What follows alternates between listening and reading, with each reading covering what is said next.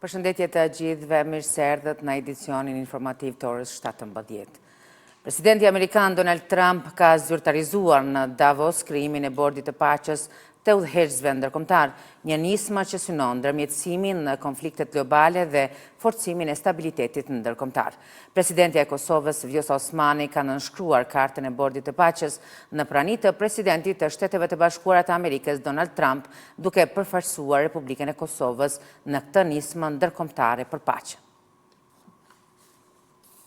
Presidenti Amerikan Donald Trump ka mbajtur në Davos të Zvicrës ceremoninë zyrtare të nënshkrimit për krijimin e Bordit të Paqes të udhëheqësve ndërkombëtar në kuadër të qëndrimit të tij në këtë vend për Forumin Ekonomik Botëror.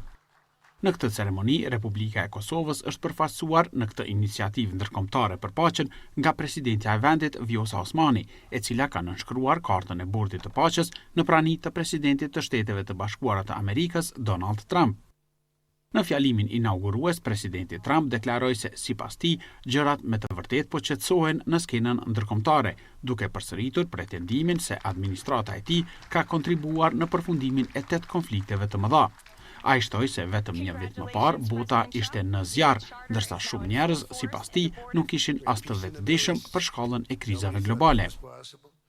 Duke folur për luftën mes Rusisë dhe Ukrainës, Trump tha se fillimisht kishte besuar se bëhej fjalë për një konflikt që do të zgjidhej lehtë, por pranoi se ajo është shndruar në një nga konfliktet më të ndërlikuara për të zgjidhur. Sa i përket Bordit të Paqes, presidenti amerikan tha se ky mekanizëm ka potencialin të bëhet një nga organet më të rëndësishme të krijuara ndonjëherë në arenën ndërkombëtare, duke shtuar se e konsideron nder të veçantë faktin që është kryesuesi i parë i këtij bordi. Ndonëse është përmendur shpesh se Bordi i Paqes synon të zëvendësojë disa nga funksionet e Organizatës së Kombeve të Bashkuara, Trump gjatë fjalimit theksoi se bordi do të veprojë në bashkëpunim me OKB-n. Me krijimin e Bordit të Paqes mund të bëjmë pothuajse çfarë të duam, por do të punojmë së bashku me OKB-n, tha Trump, duke shtuar se pavarësisht kritikave të tij të mëparshme, OKB-ja ka, sipas tij, potencial të jashtëzakonshëm. Presidenti i SBA-s Donald Trump ka ftuar 10 udhëheqës botëror që t'i bashkohen nismës së tij për Bordin e Paqes, e cila synon zgjidhjen e konflikteve globale, por diplomatët thonë se ajo mund të dëmtojë punën e Organizatës së Kombeve të Bashkuara. Të mërkurën në mbrëmje, presidenti Trump deklaroi se edhe presidenti rus Vladimir Putin është pajtuar në parim t'i bashkohet bordit. Megjithatë, Kremlini ka bërë të ditur se ndonse Putin e ka falënderuar Trumpin për ftesën, Rusia është ende duke e studiuar thirrjen për pjesëmarrje në këtë iniciativë. Presidentja Vjosa Osmani pas ceremonisë në nënshkrimit të kartës së Bordit të Paqes në Davos, duke përfaqësuar Kosovën si anëtare themeluese, ka thënë se anëtarësimi në organizatat ndërkombëtare të paqes, veçanërisht ato që udhëhiqen nga aleati strategjik i Kosovës SBA, forcojnë sovranitetin dhe pozitën ndërkombëtare të vendit. Ajo ka bërë të ditur se marrëveshja do t'i dërgohet Kuvendit të Kosovës për ratifikim në përputhje me Kushtetutën për miratimin përfundimtar nga përfaqësuesit e popullit.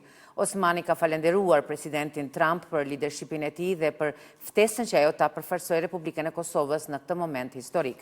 Kosova do të jetë në shërbim të paqes sot e përherë, ka shkruar Osmani.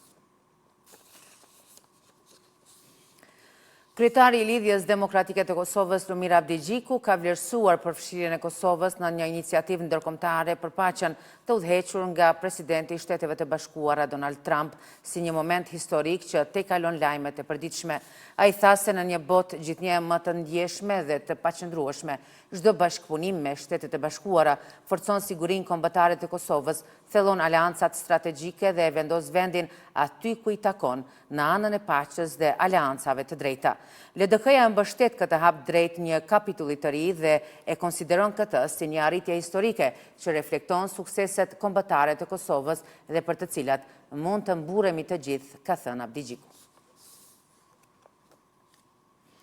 Kryeministri në detyrë Albin Kurti, i cili po qëndron në Davos, ka vazhduar takimet në kuadër të Forumit Ekonomik Botëror. Gjatë qëndrimit atje, Kurti ka pritur në takim Ministrin e Energjisë dhe të Financave të Shteteve të Kuvajtit, Sabi Al-Mukaizem. Gjatë takimit u theksua thellimi i bashkëpunimit ndërmjet dy shteteve dhe u prezantua potenciali i Kosovës për investime të huaja. Gjatë ditës janë parapar edhe disa takime bilaterale të kryeministrit në detyrë në shtëpinë e Kosovës. Në Bruksel, sot mbahet një raund i ri i dialogut në nivel kryenegociatorësh i ndërmjetësuar nga Bashkimi Evropian.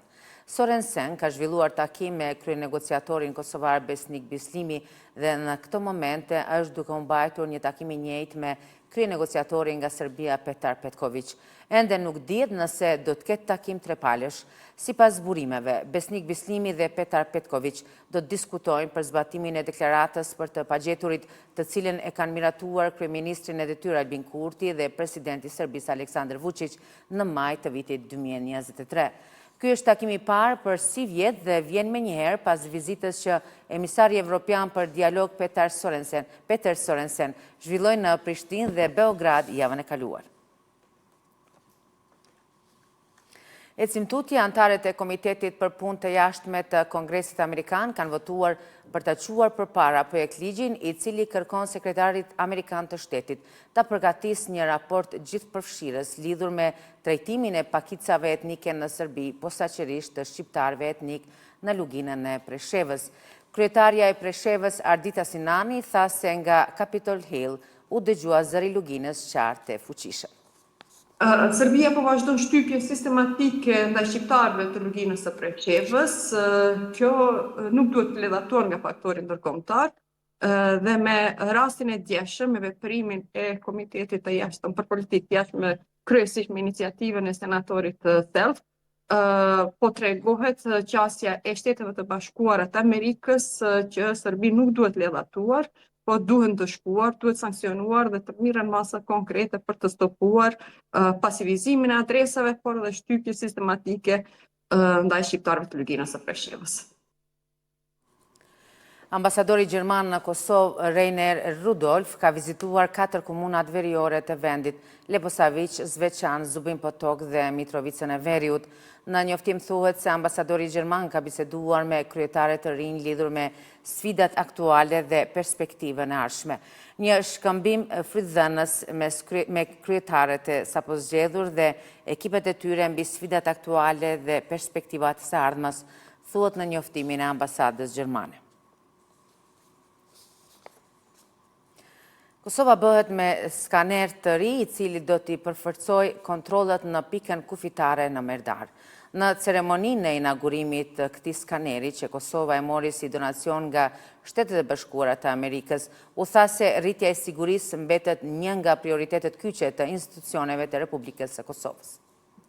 Një pajisje e tillë është tepër e nevojshme dhe zgjidh edhe problemin që është paraqitur së fundmi sa i përket sigurisë në pikat kufitare, në hyrjet daljet e mallrave, sidomos në hyrjet, dhe kjo po besoj që do të përshpejtoj, do të lehtësoj pra qarkullimin e mallrave dhe të njëjtën kohë pra duke siguruar që ka integritet edhe procesi i verifikimit të mallrave dhe sigurisë së përgjithshme.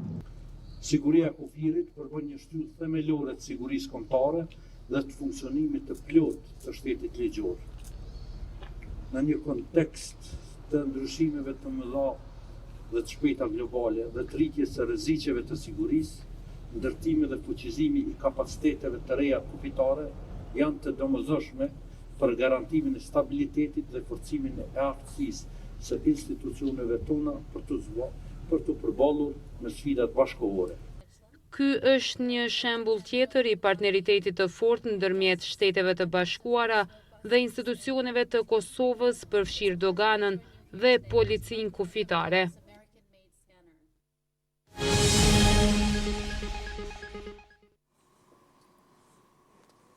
Në qendrën e numërimit dhe rezultateve, po vazhdon numërimi i fletvotimeve sipas listës së vendvotimeve për të cilat KQZ ka marrë vendim që të rinumërohen. Deri më tani janë rinumëruar 1142 nga 2557 vendvotime. Sipas njoftimit të Komisionit Qendror të Zgjedhjeve, procesi i rinumërimit është përmbyllur plotësisht në 9 komuna. Vazhdojmë edicionin me informacionet të tjera të ditës.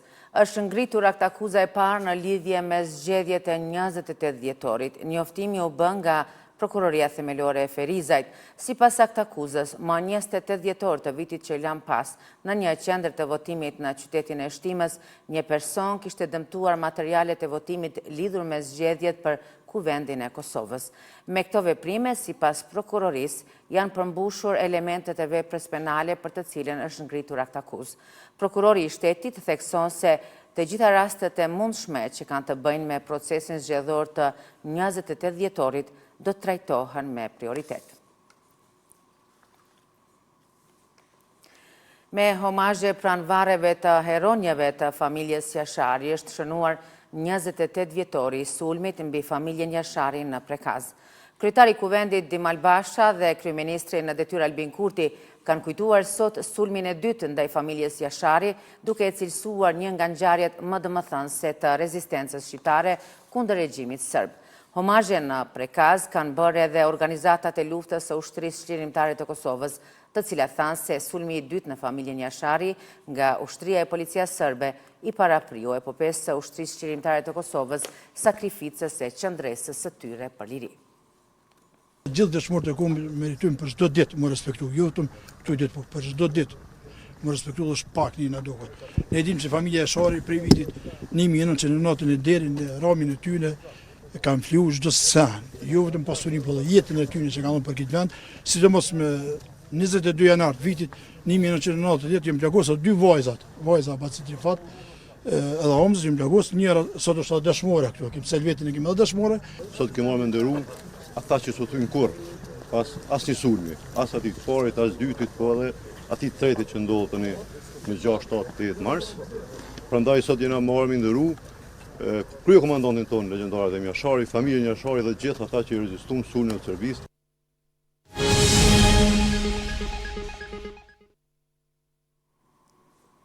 Radio Televizioni Kosovës është përzgjedhur fitues i thirrjes së hapur lingua nga kompania amerikane Microsoft, ka njoftuar ushtruesi i detyrës së drejtorit të përgjithshëm i RTK-s, Hysen Hundozi.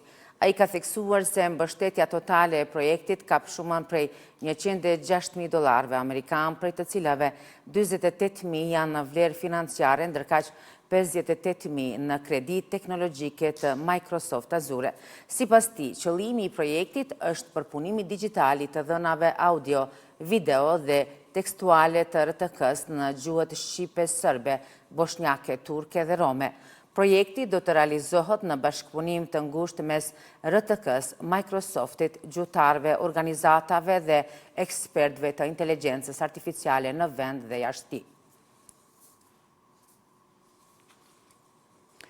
Zyrtar nga Lidhja Demokratike e Kosovës kanë thënë se rikthimi i reduktimeve të energjisë elektrike është dëshmi e menaxhimit skandaloz të sektorit të energjisë në Kosovë. Visar Azemi fajsoi qeverinë aktuale se nuk ka investuar asnjë cent në shtimin e kapaciteteve të reja energjetike.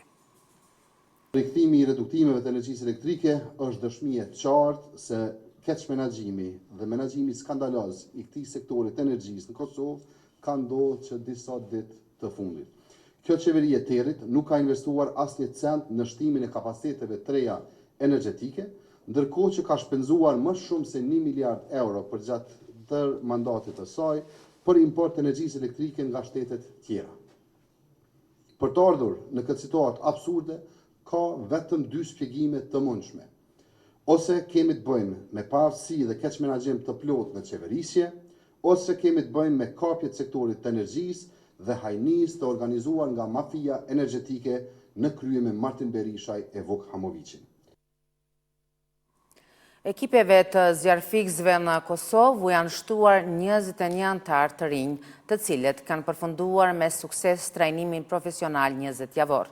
Në ceremoninë e diplomimit, drejtues institucional dhe vetë zjarfikësit theksuan rëndësinë e misionit human, përgjegjësinë dhe përkushtimin që kërkon ky profesion në shërbim të qytetarëve. Është përmbyllur programi 5 vjeçar mbështetje për fuqizimin e menaxhimit të qëndrueshëm dhe shumë qëllimor të pyjeve.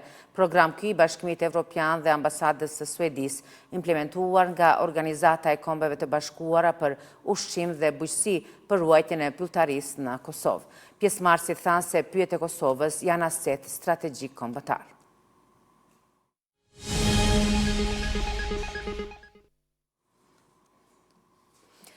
Vazhdojmë me sport. Ndeshja e Ligës së Evropës Fenerbahçe Aston Villa vjen sonte drejt për drejt në RTK.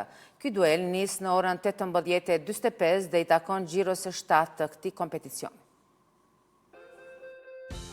Fenerbahçe pret në Shukru Sarajevo Aston Villa në njërin ndër duelet më interesante të xhiros së 7 në fazën e ligës në Europa League.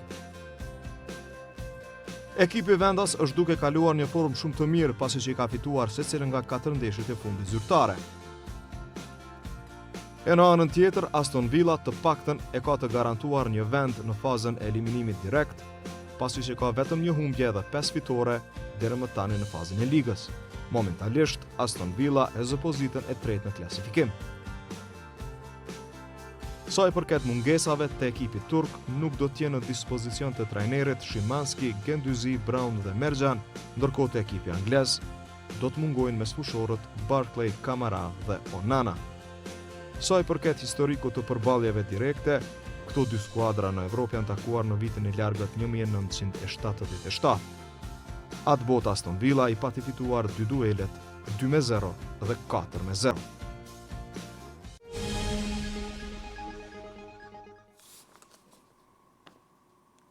Presidenti Amerikan Donald Trump është takuar me homologun e tij Ukrainas Volodymyr Zelensky për të diskutuar zhvillimet rreth planit për marrëveshjen e armpushimit, si dhe temat e tjera që kanë të bëjnë me luftën ukrainase kundër Rusisë. Presidenti Amerikan Donald Trump dhe homologu i tij Ukrainas Volodymyr Zelensky kanë zhvilluar një takim bilateral gjatë samitit në Davos. Gjatë takimit, i cili zgjati më shumë se një orë, Trump dhe Zelensky biseduan rreth zhvillimeve që kanë të bëjnë me planin e armpushimit, si dhe çështje tjera që kanë të bëjnë me luftën ukrainase kundër agresionit rus. Pas takimit, të dy presidentët thanë se bisedimet kanë qenë konstruktive dhe shtuan se marrëveshja e cila do të duhej të ndalon luftën është pothuajse e gatshme. Përderisa Trump shtoi se të gjitha palët dëshirojnë ta përfundojnë luftën. Megjithatë, Zelensky ka kritikuar aleatet evropian, duke thënë se Evropa ka shumë dëshirë të diskuton për të ardhmen, por shmang ndërmarrjen e çfarë do veprimi sot dhe shtoi se tani evropianët janë ata të cilë po e vonojnë marrëveshjen e armpushimit. Ai e falenderoi Evropën për vendimin për ngrirjen e aseteve ruse, por shtoi se kur erdhi koha që ato asete të përdoren për mbrojtjen e Ukrainës, Evropa i bllokoi dhe shtoi se Evropa nuk ka arritur kurfar përparimi në krimin e tribunalit për agresionin rus ndaj Ukrainës, edhe pse ka pasur shumë takime dhe premtime rreth kësaj teme. Zelensky tha edhe se nuk është i sigurt se apo ndodhin këto vonesa për shkak të kohës apo për shkak të mungesës së vullnetit politik. Do qit lajmet në RTK, për këto dhe më shumë zhvillime, ne do takohemi sërish bashkë në edicionin qendror të lajmeve. Deri atëherë, mirëmbëjtje.